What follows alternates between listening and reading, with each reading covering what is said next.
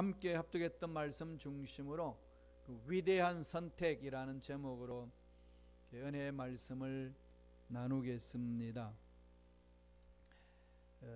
미국의 이민사를 바라보면은 여러분 잘 아시다시피 1620년 메이플라워가 9월 16일 날 영국에서 출발해서 11월 21일 플리머스에 도착하지 않습니까? 그렇게 102명이 와서 반 정도가 목숨을 잃고 혹독한 겨울을 잘 견뎌내고 그래서 개척한 나라가 이 미국입니다. 1492년도에 콜럼버스가 이 미 대륙을 아메리카를 발견을 했습니다. 그리고 영국에서 제일 먼저 이주온 사람은 1620년 이전부터 시작합니다.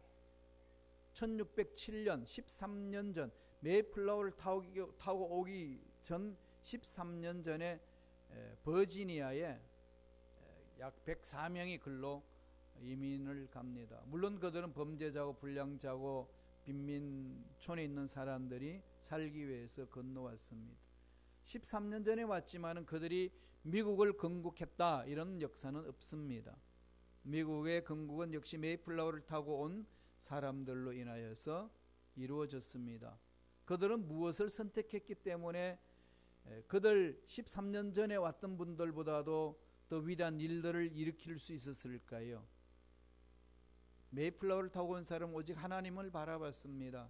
하나님을 만난 사람들이었습니다. 하나님의 음성을 듣고 하나님 앞에 올바른 신앙생활을 하기 위해서 영국을 떠나서 미국으로 건너와서 지금 이 미국 땅이 이루어졌습니다. 긴 역사가 되지는 않지만은 전 세계사에 비해서 긴 역사를 갖고 있지 않지만은 짧은 시간 내에 하나님의 보살핌 가운데서 세계적으로 위대한 나라 강대국으로 우뚝 솟게 된 겁니다. 그들이 선택의 결과입니다. 뭘 선택했다고요? 하나님을 선택했습니다. 남미로 간 사람들도 있었어요. 그들은 금광을 캐기 위해서 먹고 살기 위해서 삶의 풍족을 위해서 남미로 건너갔지만 그들이 위대한 남미를 건설해내지는 못했습니다. 역사 속에서 우리가 무엇을 선택하며 사느냐에 따라서 삶의 스타일이 달라질 뿐 아니라 결과 어떤 것인가를 정확하게 보여주고 있습니다. 이번에 제가 여러분들의 기도와 후원으로 5박 6일 동안 한 주간 내내 미시간 호수를 다 돌았습니다. 미시간 호수는요 남한이 다 들어가고도 남습니다. 오대호는 대한민국 땅이 들어가도 남아요. 자존심 되게 상하지요. 한나라의 호수가 나라보다 더 크다는 게 우리가 살고 있는 나라보다 훨씬 더 큽니다. 남북한 다 들어가도 남습니다. 위스콘신으로 해가지고 미시간 호수를 쭉 따라서 6시간 정도 갔을 때에 자크 마르케트라는 그 프랑스의 예수회 교단의 선교사가 탐험가들이 거기 들어왔습니다. 이게 1670년에 그 미시간 호수에 제일 먼저 유럽 사람이 들어온 것이 1670년부터 시작합니다. 이 마켓이라는 그 도시가 지금 그들로 인하여서 세워졌습니다. 아주 역사가 깊어요. 그리고 아주 문화와 문명이 살아 움직입니다. 깜짝 놀랐습니다.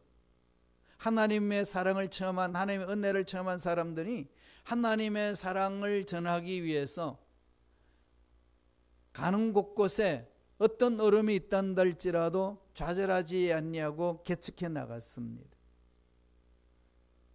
스프리호를 근처서 쭉 이쪽으로 오게 되면 이제는 미시간 쪽으로 오는 주로 내려오기 위해서 걸로 가게 되면 휴련이라는 이 호수가 있습니다. 거기에는 메키나 섬이 있어요. 메키나 섬에도 역시 그 1600년도에 말에 그 도시가 섬이 발견되어서 인디안 사람들을 전도하기 위해서 예수의 교단에서 수도사들이 말씀을 전하며 자기 삶의 터전을 만들었습니다. 지금 거기 메키나 섬에 가면요 이태리 같이 그렇게 아름답게 만들어 놨어요. 얼마나 아름다운지 몰라요. 유럽을 그대로 옮겨놓은 것 같아요. 거기는 그 섬에는 자동차 못 다닙니다. 마차가 다니고 자전거만 다닙니다. 크지 않는 섬이지만은 그 속에 문화, 인류의 문화, 유럽의 문화가 그 자리에 다 있는 것 같아요. 얼마나 아름답게 잘 꾸며놓는지 모릅니다. 깜짝 놀랐어요. 하나님을 사랑하는 사람들이 도전의 정신이 이렇게 강하다는 것. 하나님의 말씀을 선택하며 나아가는 곳에는 문화를 새롭게 만들어 간다는 것. 그렇게 해서 그 후손들이 지금 아주 행복하게 잘 살아갈 수 있도록 터전을 마련해 줬다는 겁니다. 그렇게 해서 만들어진 나라가 미국입니다. 물론 그들이 그 속에 들어가 가지고 복음을 전하고 마을을 만들고 도시를 만들 때에 수많은 장애물들이 있지 않았겠습니까? 추위와 싸워야 되고 맹수들과도 싸워야 되고 인디안들을 설득해야 되고 얼마나 힘들었겠습니까? 그런 장애물 앞에 포기할 것이냐 아니면 장애물을 극복해 나갈 것인가? 그들은 무엇을 선택했을까요? 포기를 선택하지 아니하고 도전을 선택했습니다. 그래서 오늘날 정말로 많은 사람들이 거기 와서 휴양도시로 지낼 수 있도록 만들어 놨습니다. 여기에서 한 6시간 반 동안 차로 가면은 미시간주로 쭉 올라가게 되면은 메키나 섬이 나옵니다. 메키나 도시도 있고 성 이그누스 도시도 있고 그리고 휴런 호수와 미시간 호수를 연결시키는 그 다리 아주 긴 다리가 있어요. 장관입니다. 얼마나 아름답게 잘 만들어 놓은지 몰라요. 장애물 앞에 극복하지 못하고 굴복했다면 그런 일들을 이루 놓을 수 있었겠습니까? 안 됩니다. 장애물 앞에 극복하고자 하는 그 의지를 가진 거죠. 문제 앞에 좌절하는 것이 아니라 포기하는 것이 아니라 도전을 선택하며 나아갔던 결과물입니다. 우리 인생은 매 순간 선택합니다. 저와 여러분의 인생은 선택의 결과 아니겠습니까? 여기 앉아있다는 것 자체도 과거에 이런 일 저런 일로 선택하고 난 그 결과로 우리의 모습으로 앉아있는 것 아니겠습니까? 이 선택을 어떻게 하느냐에 따라서 삶은 달라집니다. 순간적으로 무엇을 선택하느냐에 따라서 그 순간에는 쉬운 걸 선택하고 좋은 걸 선택했다고 같지만은 결과는 엄청나게 달라질 수 있습니다. 내가 선택하는 그 순간 어렵고 힘들고 고통스럽단다 할지라도 그것 때문에 오히려 더 좋아지고 더 멋진 열매를 얻을 수가 있다는 겁니다. 따라서 저와 여러분 순간순간 삶에 어떤 선택을 하며 사느냐 너무 중요하다는 거죠. 잘 아는 얘기가 있습니다. 많이 들었던 얘기예요. 방탕한 두 청년이 그날 저녁에도 도박장 카지노로 가고 있었습니다. 가는 길목에 교회가 있어요. 교회 정문 앞에 예배가 있다고 안내판이 쓰여져 있습니다. 안내문이 쓰여져 있어요. 그리고 설교가 있는데 오늘 설교는 죄의 삭선 사망이다라는 설교 제목을 한 친구가 봅니다. 둘이서 카지노로 가다가 한 친구는 죄의 삭선 사망이라는 그 말에 발길이 멈춥니다. 친구가 끌고 갑니다. 가자고. 그래도 아랑곳하지 않고 교회 안으로 들어갑니다.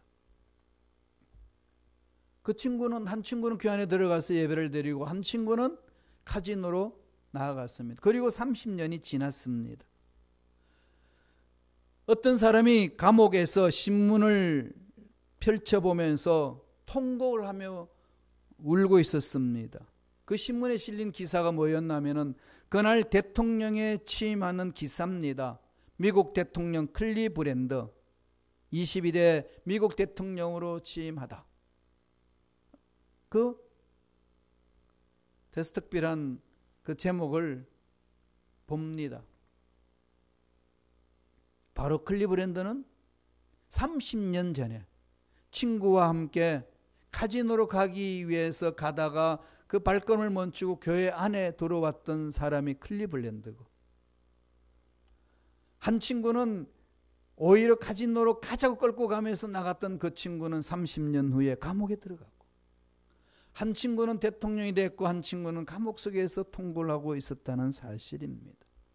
사소한 결정인 것 같지만은 삼신 후의 삶은 180도로 달라졌다는 얘기입니다. 누군가가 이런 말을 했습니다. 당신이 어떻게 죽을 것인지, 언제 죽을 것인지 선택할 수는 없습니다.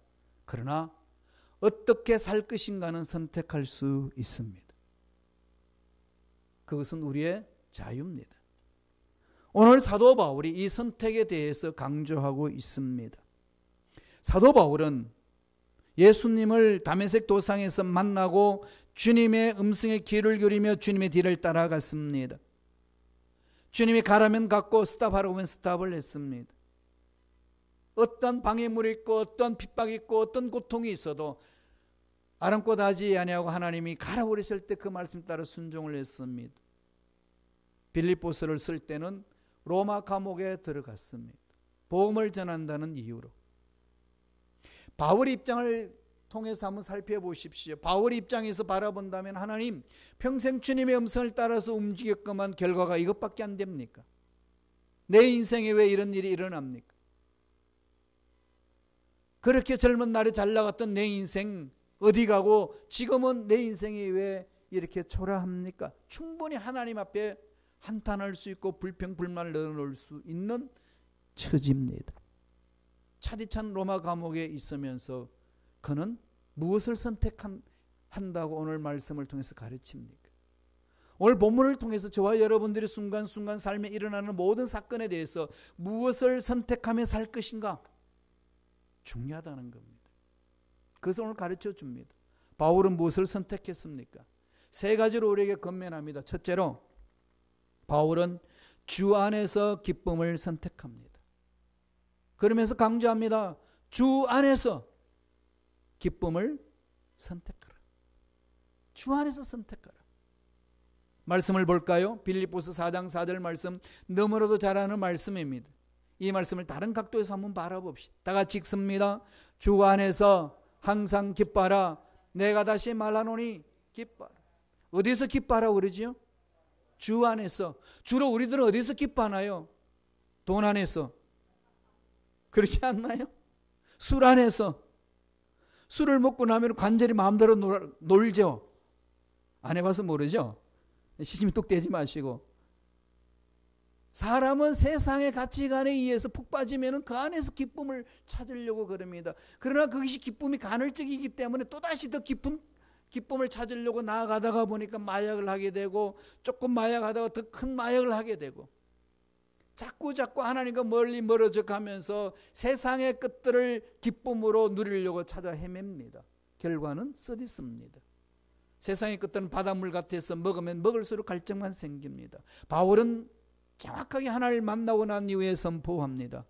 주 안에서 우리가 선택할 것은 기쁨이다. 이 기쁨은 세상이 주는 것과 다르다. 주님이 이 세상에 계셨을 때 그 말씀하지 않습니까? 내가 너에게 주노라. 평안을 주노라. 내 안에서 기쁨을 누리라. 하나님 나라는 기쁨입니다. 하나님 나라에서 기쁨이에요. 주 안에 있는다고 그러면서 인상 쓰고 불평불만하고 짜증 부리는 것은 주 안에 있는 삶의 모습이 아닙니다. 마귀 안에서는 짜증이 나고 싸우고 분열하고 치고받고 피 터지게 싸우지만은 주 안에서는 기쁨이 넘쳐납니다. 그냥 구분되는 거예요. 바울은 그 주님의 능력을 체험했기에 그럽니다. 아무리 힘들고 어렵지만은 주 안에 있는 자 마음에는 기쁨이 있느니라. 환경이 어렵고 힘들다고 주저앉는 것이 아니라는 겁니다. 바울은 지금 감옥에 있습니다. 충분히 짜증낼 수 있고 불평불만할 수 있지만 그 불평불만을 선택하지 아니하고 주 안에서 기쁨을 선택합니다. 왜? 주 안에 기쁨이 있으니까. 이건 바울의 자유예요. 신앙생활하는 저와 여러분도 자유입니다. 지금 이렇게 편안하게 살고 있지만은 짜증을 선택할 수 있고 불평불만을 선택할 수 있습니다. 그런 자유 아무도 방해 못합니다. 내가 선택할 수 있기 때문에. 무엇을 선택하시겠습니까? 바울이 권면합니다. 주 안에서 기쁨을 선택하라. 순복음식 가옥의 성도 여러분, 주 안에서 기쁨이 넘쳐나기를 축원합니다. 주 안입니다. 내가 가졌다 못 가졌다 원하는 대로 되었다 안 되었다 이런 기준이 아닙니다. 주 안에서 기뻐하라. 바울은 로마 감옥에서 그것을 체험하고 우리에게 권면하고 있습니다. 이것은 구약 선지자들도, 구약의 하나님 앞에 쓰임받는 일꾼들도 그렇게 강조를 했습니다. 한번 보실래요? 하박국 3장 17절 18절입니다. 잘하는 말씀 아닙니까? 다 같이 읽겠습니다. 비록 무화과 나무가 무성하지 못하며 포도나무에 열매가 없으며 감람나무에 소출이 없으며 밭에 먹을 것이 없으며 우리의 양이 없으며 외양간에 소가 없을지라도 나는 야훼로 말미암아 즐거워하며 나의 구원의 하나님으로 말미암아 기뻐하리로다. 누구로 인하여서 즐거워하고 기뻐합니까? 우주 만물을 창조하신 야훼 하나님, 스스로 계시는 하나님, 내 인생을 책임져 주시는 하나님, 내가 원하는 대로 세상은 되어가지 않는다 할지라도 내 인생을 책임져 주시는 하나님, 난 그 하나님으로 인하여 즐거워하며 기뻐하리로다. 이게 신앙이네요. 예수 믿는 사람은 여기에 말씀을 부여잡고 사는 겁니다. 물론 화날 때 화나죠. 짜증날 때 많지요.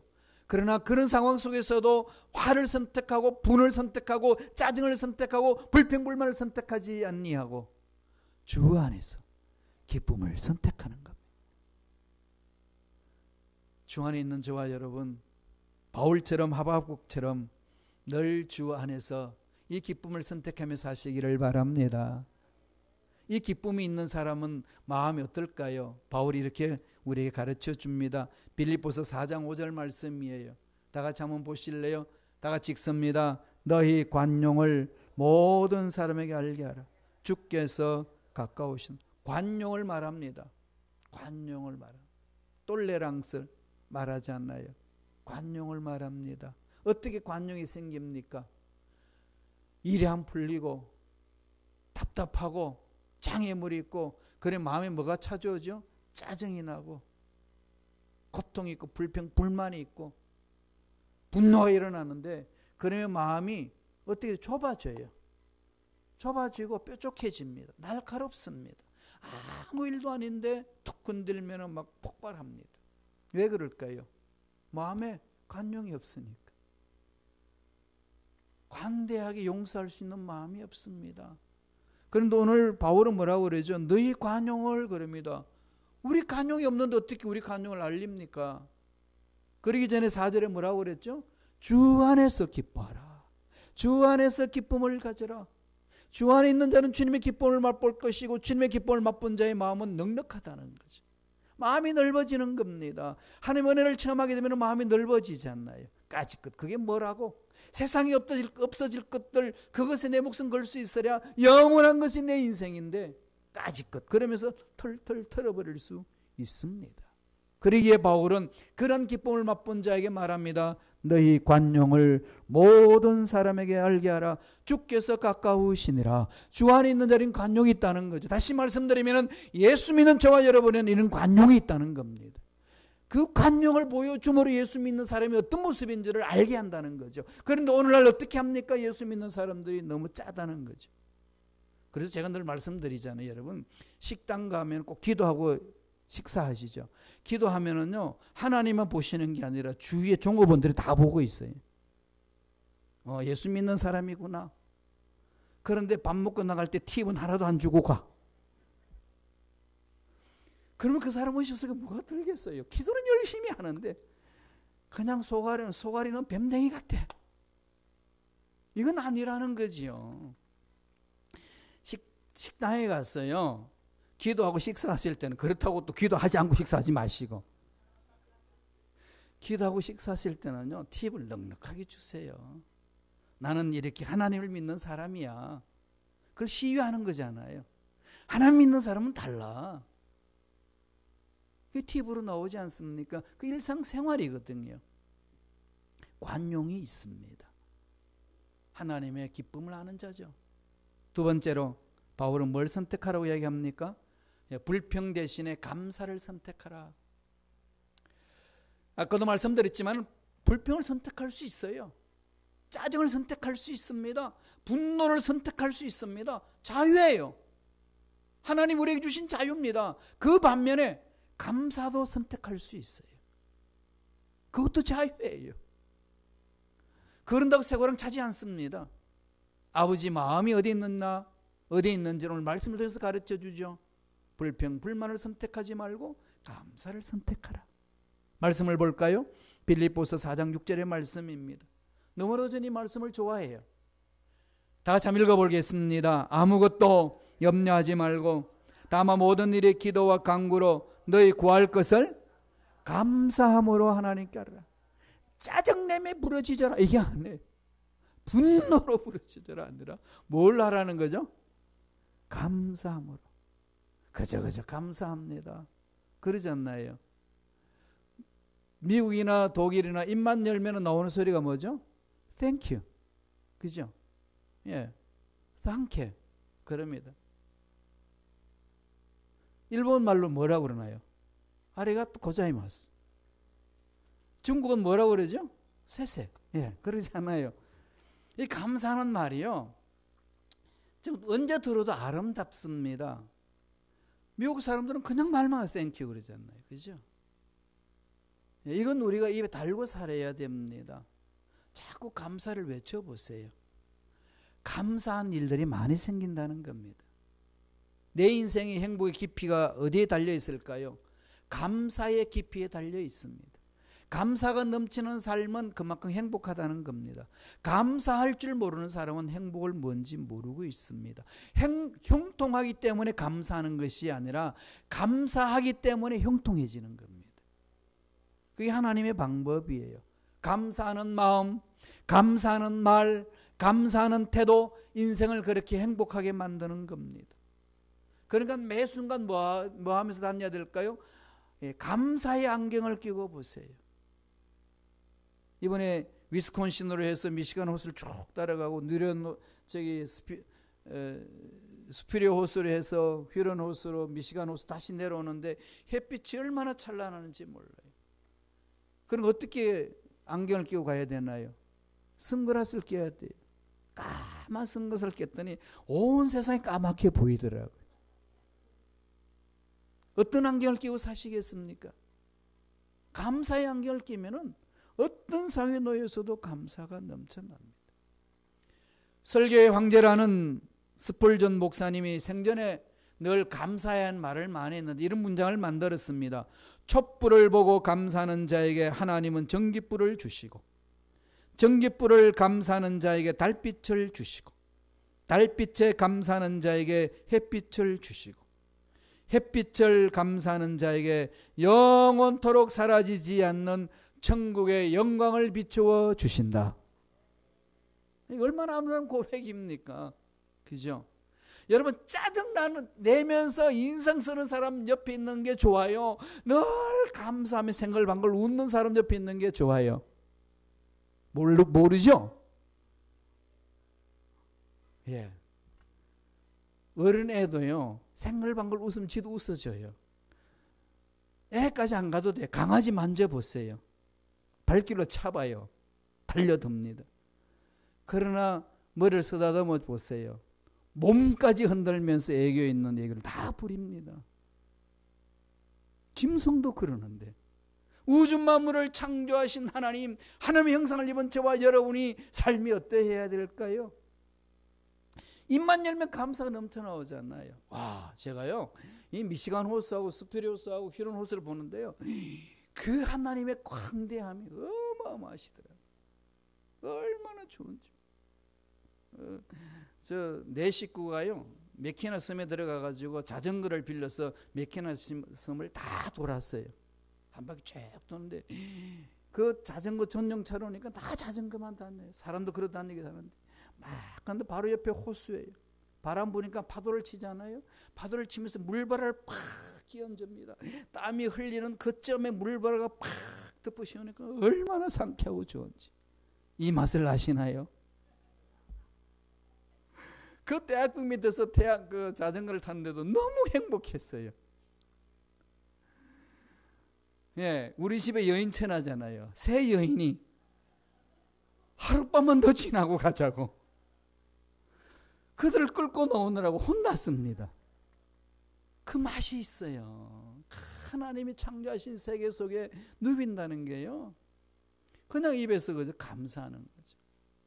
계속 감사하면서 하나님 만드신 이 아름다운 세계를 볼 수 있다는 게 얼마나 좋은지 모릅니다. 우리의 삶은 감사할 때에 하나님이 베풀어 주신 은혜가 있습니다. 감사 속에는 기적이 따라다닙니다. 그래서 사도 바울은 늘 입만 열면 외치잖아요. 데살로니가전서 5장 18절 아시죠? 다 같이 한번 읽어볼까요? 데살로니가전서 5장 18절 한 목소리 읽습니다. 범사에 감사하라. 이는 그리스도 예수 안에서 너희를 향하신 하나님의 뜻이니라. 예, 감사가 뭐라고요?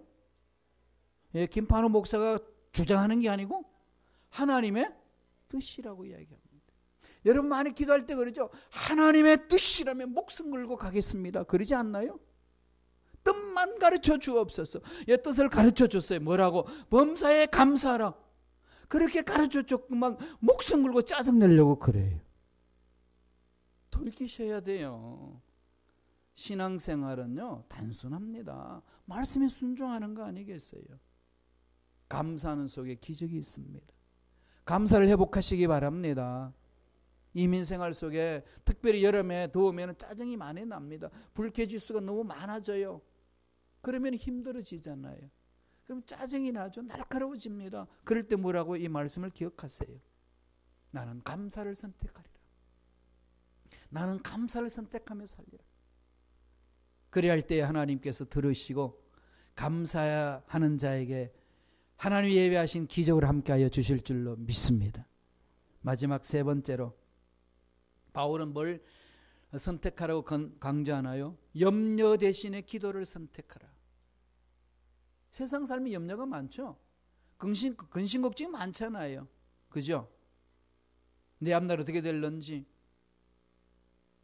뭐 최근에 우리 성도님들한테 근심 걱정이 많죠. 교회 이사 간다는데 뭔데? 우린 내버려두고 갈 거다. 우리 어떡할까? 이런 등등 여러 가지 염려들이 많잖아요. 그런 염려 있으면 뭐라고 그랬죠? 기도하라. 말씀을 볼까요? 빌립보서 4장 6절입니다. 다시 한 번 더 읽어보죠. 다 같이 읽습니다. 아무것도 염려하지 말고 다만 모든 일에 기도와 간구로 너희 구할 것을 감사함으로 하나님께 하리라. 전 이 말씀만 보면 힘이 나요. 아무것도 염려하지 말고. 전 이 말씀은 반복해서 외웁니다. 아무것도 염려하지 말고.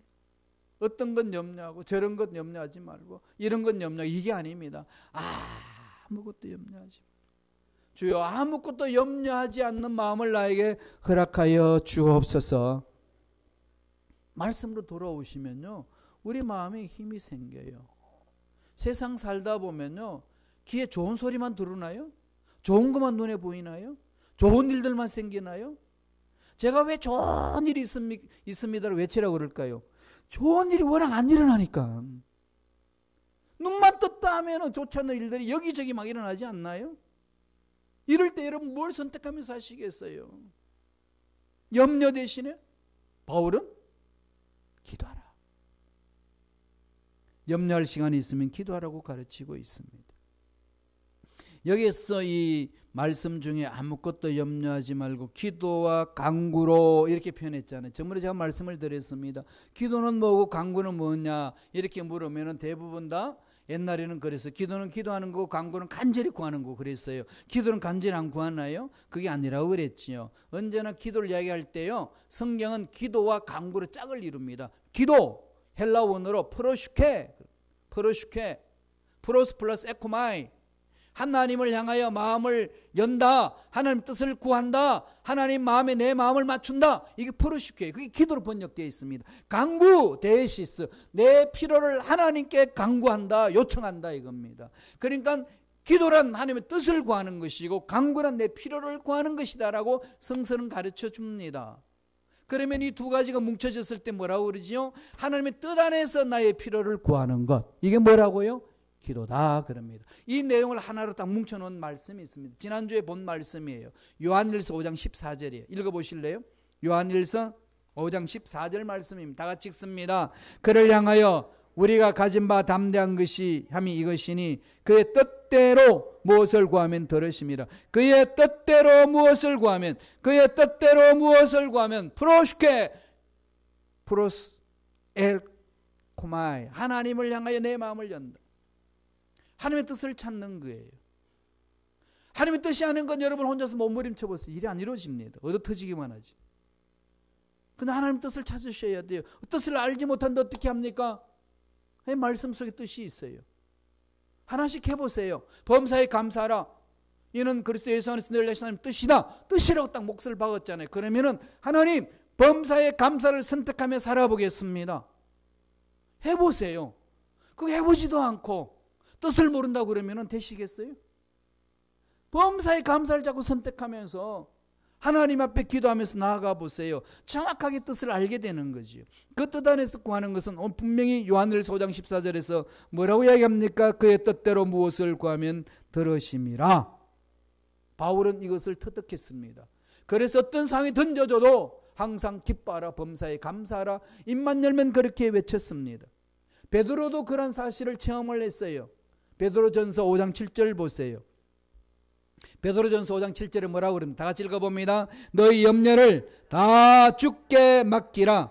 이는 그가 너희를 돌보심이라. 돌본다 이 말은 전능자 하나님이 붙들어 주신다. 엄마 아빠가 붙들어 주는 건 약할 수 있지만은 우주 만물을 창조하신 전능자 하나님이 붙들어 주시는 그 붙드심에는 강합니다. 세상에 어떤 문제도 흔들 수 없다는 겁니다. 뭐 할 때요? 하나님께 맡길 때. 사도 바울이 전도하면서 빌립보 성에 들어가서 말씀을 전했잖아요. 그랬을 때에 두들겨 맞고 감옥에 들어갑니다. 빌립보 감옥에 들어갔어요. 들어가서 무슨 일을 했죠? 무슨 일을 했는데 사도행전을 보면 아셔요. 사도행전 16장 보세요. 사도행전 16장 25절 26절입니다. 무엇을 했는지 가르쳐 줍니다. 다 같이 읽겠습니다. 한밤중에 바울과 실라가 기도하고 하나님을 찬송하며 죄수들이 듣더라. 이에 갑자기 큰 지진이 나서 옥토가 움직이고 문이 곧 다 열리며 모든 사람의 매인 것이 다 벗어진지라. 기도하고 찬양한 것, 기도하며 감사하고 하나님 앞에 나아가서 매달렸더니 무슨 현상이 일어났습니까? 옥토가 움직였습니다. 옥토가 뛰어들려 버렸어요. 문이 다 열립니다. 묶어놓았던 것이 다 풀어집니다. 우리 인생에 묶인 것들 누가 풀어주시나요? 전능자 하나님이 풀어주십니다. 어떻게 할 때 감사하며 부러지될 때에 하나님은 풀어주십니다. 이것을 체험하세요. 다니엘서 6장에 보면 다니엘도 그랬습니다. 다니엘이 다리오 왕 앞에 왕이 있을 때에 그 총리 대신으로 지냈지 않습니까? 페르시아의 왕이.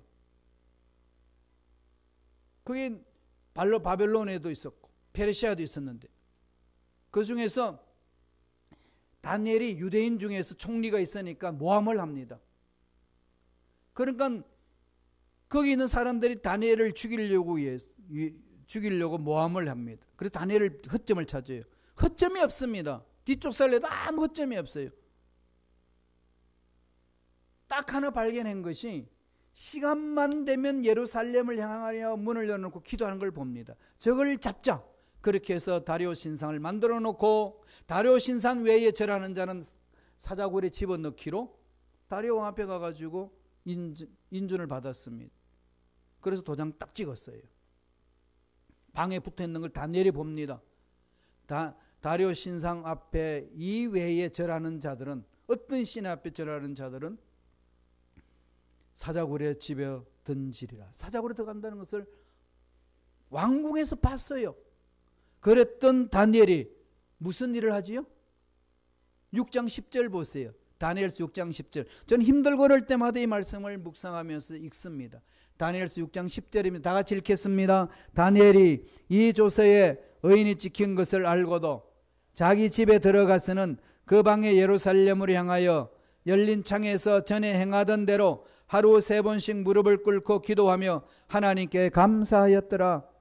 이 조서에 의인이 찍힌 것을 알고도 이 조서에 왕이 도장을 찍어서 변개할 수 없다는 것을 알고도 자기가 집에 가서 기도하면은 사자굴 속에 처박힌다는 것을 알고도 어떻게 하지요? 예루살렘을 향하여 문을 활짝 열어놔놓고 모든 사람들이 날 보소라고 시하는 것처럼 기도를 합니다. 뭘 선택합니까? 하루에 3번씩 기도를 선택하고 하나님께 감사를 선택합니다. 다니엘이 이불 속에 들어가서 하나님 요 기간만 제가 이불 속에서 기도하겠습니다. 그런다고 하나님 기도 안 들으시나요? 무소부지하신 하나님 언제 어디선 다 기도를 들으시는데, 그럴 수 있지만 다니엘은 그러지 않습니다. 오히려 창문 열어놔놓고 하나님이 내 인생 책임져 주실 줄로 믿습니다. 이 믿음 갖고 기도합니다. 하나님께 감사합니다. 그 결과를 어떻게 됐습니까? 우리는 다니엘서를 통해 잘 알고 있지 않습니까? 사자굴 속에서 건져냈고, 다니엘을 괴롭혔던 그 사람들이 오직 사자굴 속에 던지자마자 사자들이 잡아먹었다고 그랬습니다. 하나님이 보호해 주시면은 누가 방해를 하고 막을 수가 있겠습니까? 이민생활 힘들고 어렵단다 할지라도, 상황이 아무리 딛고 있단다 할지라도, 아무리 절망 같은 상황이 있단다 할지라도 살아계신 하나님 앞에 감사하며 부르짖을 때 하나님은 우리의 기도를 들으시사 앞길을 열어주실 줄로 믿습니다. 감사를 선택합시다. 기도를 선택합시다. 기쁨을 선택합시다. 세 단어 가슴판에 새기세요. 예수 안에서 뭘 선택하죠? 기쁨을 선택합니다. 예수 안에서 뭘 선택하죠? 감사를 선택합니다. 예수 안에서 뭘 선택할까요? 기도를 선택합니다. 거기에 하나님이 예비하신 놀라운 복이 저와 여러분 삶에 넘쳐날 줄로 믿습니다. 기도하겠습니다.